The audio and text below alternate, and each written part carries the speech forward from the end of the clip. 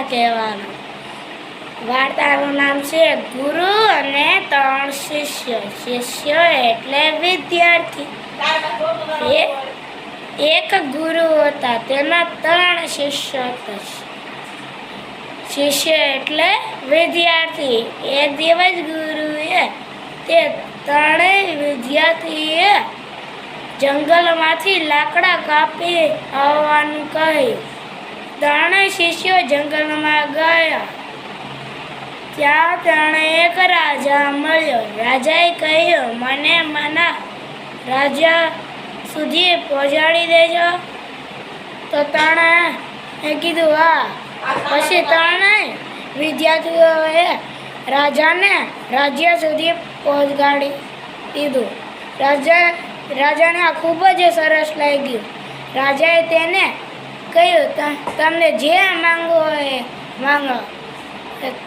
ત્રીજા વિદ્યાર્થીએ કહ્યું, મને બહુ બધો ધનવાન જોતો હોય,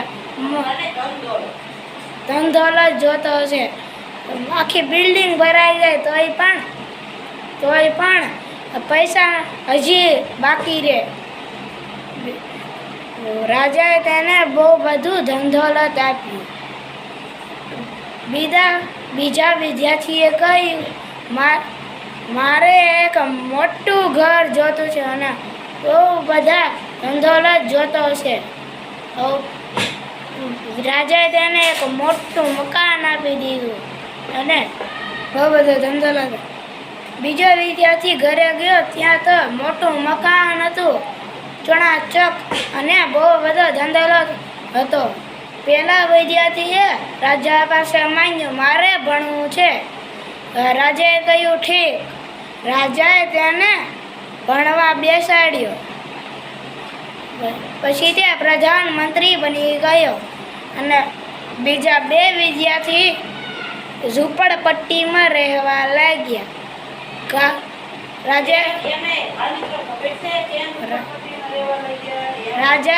રાજાએ તે 2 વિદ્યાર્થીઓને જોવા આવ્યા. 2 ઝૂંપડપટ્ટીમાં રહેતા હતા.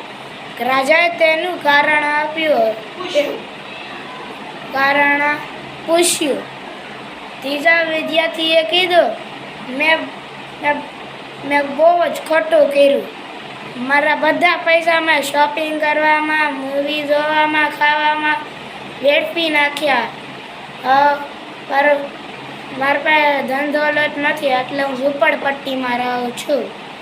બીજા વિદ્યાર્થીએ કીધું, મેં એવું જ કર્યું એટલે હું ઝૂંપડપટ્ટીમાં રહું છું. તો રાજા પહેલા વિદ્યાર્થીને જોઈ ગયા. એ તો ભણીને પ્રધાનમંત્રી બની ગયો હતો. દોસ્તો, હું તમને એક વાત કહું. તમને ભણવું હોય ને, તમે જેટલા વાર ભણી શકો ને આટલું જ ભણી શકાય. જેમ કે દાદી છે ને, એ પેલું બીજું ત્રીજું ના ભણી શકે. ભણવાની જ ઉંમરે રહેવાની. એક દાદી ભણી જ લેવું જોઈએ.